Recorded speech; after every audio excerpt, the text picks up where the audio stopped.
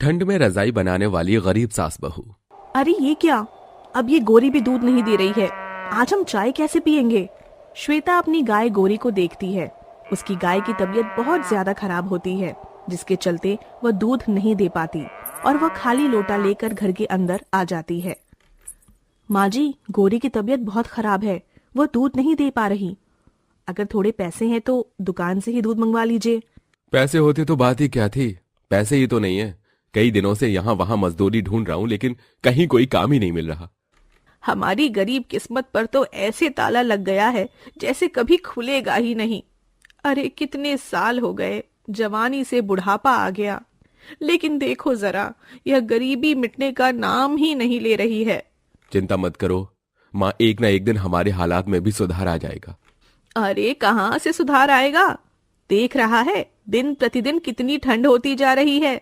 तेरी गरीब माँ के पास एक स्वेटर तक नहीं है। घर में ठंड से बचने के लिए एक रजाई तक नहीं है। इससे ज्यादा और कैसे बुरे दिन देखने पड़ेंगे हमें। मैं मजदूरी करूंगा माँ मैं पैसे कमाऊंगा और अपने घर की परेशानियों को ठीक करूंगा। प्रवीण बहुत परेशान होता है। बाहर ठंडी ठंडी सर्द हवाएं चल रही होती हैं। ना तो प्रवीण के पास कोई अच्छा स्वेटर होता है और ना ही उसने गर्म कपड़े पहने होते हैं। ठंड से बेचारा दर दर की ठोकर खाते हुए अपने लिए नौकरी ढूंढता है, लेकिन कहीं से भी उसे नौकरी की कोई उम्मीद नहीं दिखती। आखिर करूं तो क्या करूं, कहीं नौकरी नहीं मिल रही, मजदूरी करने जाओ तो पैसे भी नहीं मिलते हैं। हे भगवान, अब तू ही मेरी कोई मदद कर। तभी वहाँ से गांव का एक भोपाल नाम का आदमी गुजर रहा होता है। प्रवीण को परेशान देख भोपाल अपनी साइकिल को रोकता है और उससे पूछता है, क्या बात है, क्यों परेशान हो? अगर कोई परेशानी है तो मुझे बताओ, क्या पता मैं परेशानी का समाधान निकाल सकूं। प्रवीण अपनी सभी परेशानियां, मजबूरियां भोपाल को बता देता है, जिसके चलते भोपाल प्रवीण से कहता है, देखो, शहर में बड़े बड़े कारखाने हैं, कंपनियां हैं, जहां तुम्हें बहुत सारी अपने हिसाब से नौकरियां मिल जाएंगी। अगर तुम कहो तो मैं तुम्हारी बात कर देता हूँ। शहर जाकर तुम नौकरी करना और पैसा कमाना, तुम्हारे घर की सारी परेशानियां खत्म हो जाएंगी। आपने बिल्कुल सही कहा, लेकिन शहर जाने तक के लिए मेरे पास पैसे तक नहीं है। उसकी चिंता क्यों करता है, मैं हूं ना, मैं हूं तेरे साथ, मैं तुझे शहर भेजूंगा। यह सुनकर प्रवीण बहुत खुश होता है और वह घर पर वापस आता है और अपनी माँ और अपनी पत्नी को इसके बारे में बताता है, जिसके चलते वह अपना सामान पैक करके भोपाल के साथ शहर निकल पड़ता है। उसको गए हुए शहर काफी दिन हो जाते हैं, लेकिन उसकी कोई खोज खबर नहीं होती। एक तो यह ठंड, ऊपर से मेरा बेटा अभी तक लौट कर नहीं आया। उसने 1 रुपया भी हमें नहीं भिजवाया है। लगता है शहर जाकर शहर जैसा हो गया है। माँ जी, फिलहाल राशन का एक दाना तक नहीं है घर में। यह सुनकर दुर्गेश्वरी शांत हो जाती है, लेकिन उसे बहुत ज्यादा ठंड लगने लगती है। वह अपने घर की फटी पुरानी रजाई में सो जाती। तभी बड़ी जोर से आंधी आती है और उनके घर की छत भी उड़ जाती है। मुसीबतों ने तो जैसे हमें गले से लगा रखा हो। देख रही हो माँ जी, अब हमारे घर की छत भी उड़ गई। अब तो और ठंडी ठंडी हवाएं हमारे घर के अंदर आएंगी। कहीं काम ढूंढने के अलावा हमारे पास अब कोई और चारा नहीं है। क्यों ना बहू, हम दोनों मिलकर ही कहीं काम ढूंढ लें, जिससे कुछ पैसे आएंगे तो घर की परेशानियों को दूर कर सकेंगे। श्वेता समझदार थी, जिसके चलते वह अपनी सास की बात मान लेती है। दोनों सास बहू अपने घर की परेशानियों को देखकर काम ढूंढने के लिए निकल पड़ती हैं, लेकिन हर जगह धक्के खाने के बाद भी उन्हें कहीं भी कोई नौकरी नहीं मिलती। आखिर में वह एक रजाई की फैक्ट्री में काम की तलाश में पहुंच जाती हैं। साहब, यहाँ कोई हम दोनों के लायक काम होगा? देखो, इस कंपनी में तो 1 हफ्ते पहले ही वैकेंसी बंद कर दी गई है। अभी तो पहले से ही अधिक औरतें कंपनी के अंदर काम कर रही हैं। जैसे ही कोई छोड़ जाएगी तो मैं तुम्हें काम के लिए बुला लूंगा। मैनेजर ऐसा कहकर उन्हें जाने के लिए बोल देता है, जिसके बाद श्वेता और दुर्गेश्वरी फैक्ट्री से निकल रही होती हैं। तभी उनकी नजर फैक्ट्री के बाहर एक कोने पर पड़ती है, जहां पर उसे फैक्ट्री की बेकार पड़ी हुई रुई दिखाई देती है। अरे सिक्योरिटी गार्ड, क्या ये रुई खराब है? हाँ, ये खराब है। अभी कूड़े वाली गाड़ी आएगी तो ये सारा कूड़ा यहाँ से ले जाएगी। लेकिन तुम ऐसा क्यों पूछ रही हो? अगर तुम्हें कोई दिक्कत ना हो तो यह रुई हम ले जा सकते हैं। कूड़े वाली गाड़ी तो तुमसे पैसे लेती होगी, मैं ये फ्री में ले जाऊंगी और तुमसे पैसे भी नहीं मांगूंगी। हाँ, अगर ऐसी बात है तो फिर ठीक है, तुम ही इसे ले जाओ, मुझे कोई दिक्कत नहीं है। सिक्योरिटी गार्ड ऐसा कहता है, जिसके चलते दुर्गेश्वरी अपनी बहू श्वेता से पूछती है, अरे बहू, एक तो ठंड लग रही है, ऊपर से तू इस सिक्योरिटी गार्ड से इस कूड़े के चलते बतिया रही है। तू इस रुई का क्या करेगी? क्या नहीं कर सकती माँ जी, ये पूछिए। अरे अच्छी खासी रुई है, क्यों ना हम इससे रजाई बनाएं, और हम इससे रजाई बनाकर बाजार में बेचेंगे तो अच्छे खासे दाम पर बिक जाएगी। अरे वाह बहू, सुझाव तो बहुत अच्छा है। चल फिर उठा ले ये सारी रुई, इसमें मैं तेरी मदद करवाऊंगी। श्वेता और दुर्गेश्वरी सिक्योरिटी गार्ड से एक सफेद रंग का बोरा मांग लेती हैं और उसमें वो सारी खराब रुई भर लेती हैं, जिसके बाद दोनों सास बहू उस खराब रुई को अपने घर ले आती हैं। वहीं दोनों मिलकर उस खराब रुई से बहुत अच्छी और गर्म रजाई बनाती हैं, जिसके बाद वह उन रजाई को बेचने के लिए बाजार में जाती हैं। आओ आओ, हमारे पास आओ और गर्मा गर्म रजाई खरीदो। हाथों की बनी हुई एकदम बढ़िया कसी हुई गर्मा गर्म रजाई एक बार सर्दी में खरीदोगे, अगले साल तक इस्तेमाल करोगे। वाह बहू, तुझे तो बाजार में आवाज लगाना भी आता है। चल अच्छा है, इसी के चलते लोग हमारे पास तो आएंगे। लेकिन यहाँ ठंड में रजाई बेचने में बहुत दिक्कत हो रही है। मैं कोई जुगाड़ लगाती हूँ जिससे हमें ठंड कम लगे। दुर्गेश्वरी बाजार के आसपास जो भी कूड़ा कचरा होता है उसे इकट्ठा करके माचिस से जलाकर हाथ तापने की कोशिश करती है, लेकिन कूड़ा कुछ ही देर चलता और फिर बंद हो जाता। ऐसा करते करते वह ठंड में दोनों सास बहू मिलकर रजाई बेचती हैं। शाम तक उनके पास एक ही ग्राहक आता है। रजाई तो ठीक ठाक लग रही है, कितने की है ये एक? अरे भाई साहब, ज्यादा नहीं, केवल 500 रुपए की है। अरे बाहर बैठकर ये रजाई बेच रही हो और दाम दुकान वाले ले रही हो। अगर 200 रुपए में दोगी तो मैं ले लूंगा, वरना अपने पास रखो अपनी रजाई। 2 दिन से कोई बोनी नहीं हुई है, इससे अच्छा है कि 200 रुपए में बेच ही दूं। ऐसा सोचकर वह रजाई प्रमोद को बेच देती है। प्रमोद उस रजाई को अपने घर लेकर जाता है और अपनी पत्नी के साथ उस रात वह रजाई ओढ़कर सो जाता है। उसे रजाई की गर्माहट बहुत पसंद आती है, जिसके चलते वह बहुत खुश होता है। वह अपने गली मोहल्ले में उस रजाई के बारे में औरों को भी बताता है। अरे प्रमोद भैया, रजाई तो तुमने बड़ी सस्ती और गर्म ले ली, कहाँ से ली है? हमें भी दिलवा दो। बनाई भी तो अच्छी है, जरा देखो आजकल कहाँ मिलते हैं ऐसे डिजाइन रजाई पर। हाँ सही कहा, वैसे मैं अपने बच्चों के लिए एक रजाई और लेने जा रहा हूँ। अगर आप सभी को लेनी है तो मेरे साथ चलो, मैं आपको भी दिलवा दूंगा। इस प्रकार प्रमोद अपने साथ साथ पड़ोस के लोगों को भी रजाई दिलवाने श्वेता और दुर्गेश्वरी के पास पहुंच जाता है, जहां सभी उनके हाथों की बनी हुई रजाई खरीदते हैं। इसी के चलते अब बाजार में दोनों सास बहू का अच्छा खासा नाम हो जाता है, जिसके चलते वह अच्छा खासा पैसा भी कमाती हैं। 2 दिन मुसीबतें उठाने के बाद आखिरकार हमारी रजाई बिकना शुरू हो गई। वैसे हमारी रुई खत्म हो गई है, उस फैक्ट्री में जाकर रुई भी लेकर आनी है।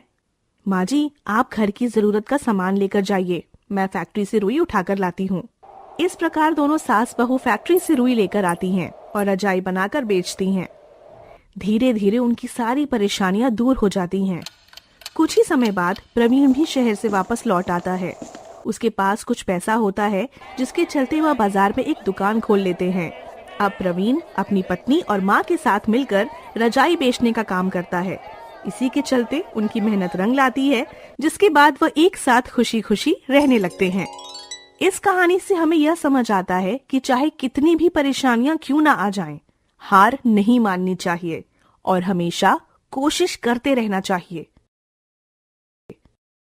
ठंड सबके लिए समान नहीं। ये गलियां ये चौबारा, यहाँ आना ना दोबारा, अब हम तो भये परदेसी, कि तेरा यहाँ कोई नहीं, कि तेरा यहाँ कोई नहीं। शीतल का संगीत चल रहा होता है, जिसे देखकर गौरी की आंखें छलछला जाती हैं। गौरी, तू रो रही है? हाँ, क्योंकि थोड़ी देर में तेरी डोली उठ जाएगी और तेरी ये गरीब सहेली अकेली रह जाएगी। पर हमारी दोस्ती कभी खत्म नहीं होगी गौरी, समझी? अब रोना बंद कर, वरना मैं भी रो दूंगी। बड़े धूमधाम से शीतल की शादी शिव से हो जाती है। गौरी घर जाती है, जहाँ गरीब गिरिवर ठंड में थरथराता हुआ चूल्हा जला रहा होता है। बाबा, मैं तो आ ही रही थी। मगर तू कब तक अपने बूढ़े बाप को रोटी बनाकर खिलाएगी बिटिया? एक दिन तुझे अपने घर जाना है। बाबा, मैं तुम्हें अकेले छोड़कर नहीं जाऊंगी। देख बेटी, मेरी जिंदगी का कोई ठीक ठीक भरोसा नहीं, इसलिए चाहता हूँ तू मेरे जीते जी ब्याह कर अपने ससुराल चली जा। गौरी अपने पिता के फैसले के आगे सर झुका देती है। गरीबी इतनी थी कि उसे शादी का एक जोड़ा भी नसीब नहीं हुआ।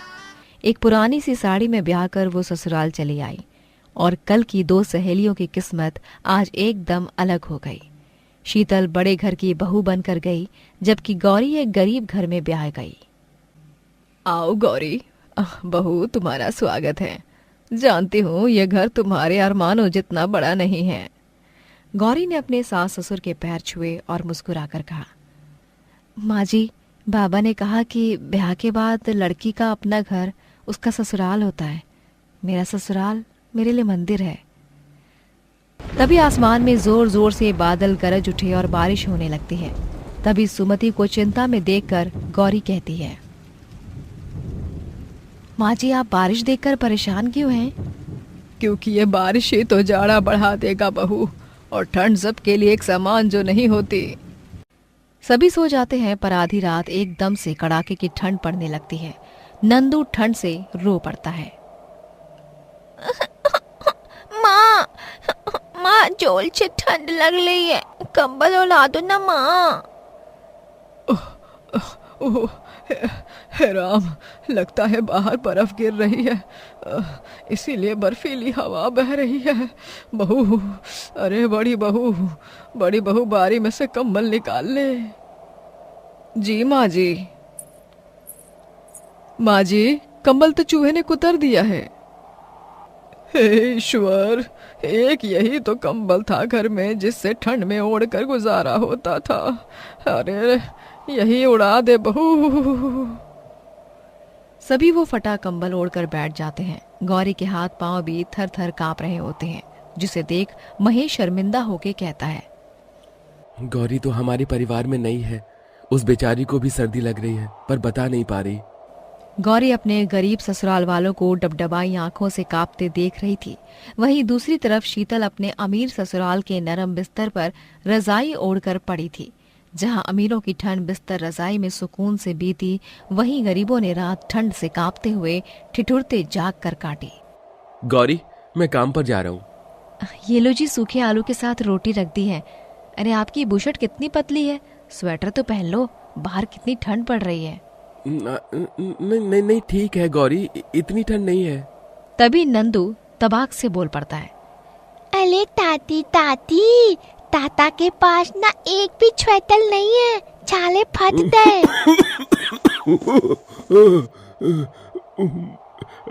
महेश, ये ले बेटा, मेरा ये स्वेटर पहन ले, मुझे तो घर में रहना है। नहीं बाबूजी, आपका बुढ़ापे का शरीर है, इसकी जरूरत आपको ज्यादा है। महेश बिना स्वेटर के ही थरथराते हुए चला जाता है। जहां वो सड़क से गुजरते हुए उसे कुछ अमीर लोग बड़े बड़े मॉल में महंगी रजाई कपड़े खरीदते दिखते हैं, तो कुछ लोग रेस्टोरेंट में बैठे खाते पीते, वहीं कुछ गरीब भिखारी ठंड में सड़क पर ठिठुरते सुख दुख का ये नजारा देख महेश की आंखों में आंसू आ जाते हैं। जिनकी जेबें भरी होती हैं, ये ठंड उनके लिए सुहाना मौसम लेकर आती है। काश कि ये ठंड हम गरीबों के लिए भी एक समान होती, तो किसी गरीब की ठंड ऐसी न बीतती। वहीं शीतल अपने आलीशान क्वार्टर के हीटर की गर्म हवा में खिड़की में से बर्फ गिरता देखकर खुश होती है। आई लव विंटर्स, ये स्नोफॉल कितनी अच्छी लग रही है। ऐसा लग रहा है जैसे पूरी धरती ने सफेद चादर ओढ़ ली हो। इतने में प्रेरणा आती है। शीतल बहू, वहाँ खिड़की पर क्यों खड़ी हो, ठंड लग जाएगी। सासू माँ, मुझे सर्दी का मौसम बहुत पसंद है। मैं तो कहती हूँ काश कि पूरे साल ठंड रहती ना, ये ठंड कितनी खुशियाँ लेकर आता है। हाँ, मगर ये ठंड सभी के लिए एक समान नहीं होता शीतल बहू। हम तो आराम से यहाँ अपने बंगले में बैठे हैं, मगर उन गरीबों से जाकर पूछो जो सड़क पर इस वक्त भी ठंड में ठिठुर रहे होंगे। खैर, नाश्ते में क्या खाओगी? ठंड बढ़ गई है ना, तो मैंने अपने और शिव के लिए मूंग दाल और गाजर का हलवा बनवाया है। तुम्हें अपने लिए कुछ अलग से बनवाना है तो जाकर नौकर को कह दो। सासू माँ, मुझे तो ठंड में गर्मा गर्म पनीर और मशरूम बड़ा पसंद है। ऐसे ही दिन बीतते हैं, जिसके साथ तापमान तेजी से घटता है और दिन रात बर्फ पड़ती है। उसी बीच बहुत ही तेज बर्फीली हवा चलती है, जिससे झोपड़ी की खिड़की टूट कर गिर जाती है और छत भी उजड़ जाते हैं। ठंड से सबका बुरा हाल हो जाता है। सभी की आंखों में आंसू थे। ये जाड़ा तो जैसे शरीर का खून जमा रहा है। पता नहीं ये ऊपर वाला ठंड का कहर हम गरीबों के घर पर ही क्यों तोड़ता है। माँ, चाची भूत लगी है। चाचा कब आएंगे? लोटी कब बनेगी? बस आते होंगे तेरे चाचा नंदू। तभी आंखों में आंसू लिए महेश थर थराते हुए कांपते हुए घर में आता है। अजी क्या हुआ? ले आया प्राशन? देखिए खिड़की भी टूट गई और छत भी। ठंड की वजह से काम बहुत मंदा है गौरी। मौसम खुलने तक कोई काम धाम नहीं है। तो फिर खाएंगे क्या? पता नहीं गौरी, भगवान हम पर ही सारे सितम क्यों ढाता है। जो ईमान बेचते हैं उन्हें तो छप्पर फाड़ के देता है, और हम जैसे गरीब लोग जो मेहनत करके 2 वक्त की रोटी कमाते हैं वो भी हमसे छीन लेता है। क्यों? आखिर क्यों? ये ठंड सबके लिए एक समान नहीं। क्यों हम गरीबों के भाग्य में ही ये ठंड का कहर, ये काटना लिखा होता है? अरे कहते हैं कि मर्द की आंखों में आंसू तभी आते हैं जब वो अंदर से टूट जाता है। महेश को रोता देखकर सभी सिसक पड़े। ऐसे ही भूखे प्यासे उनका दिन बीत रहा था।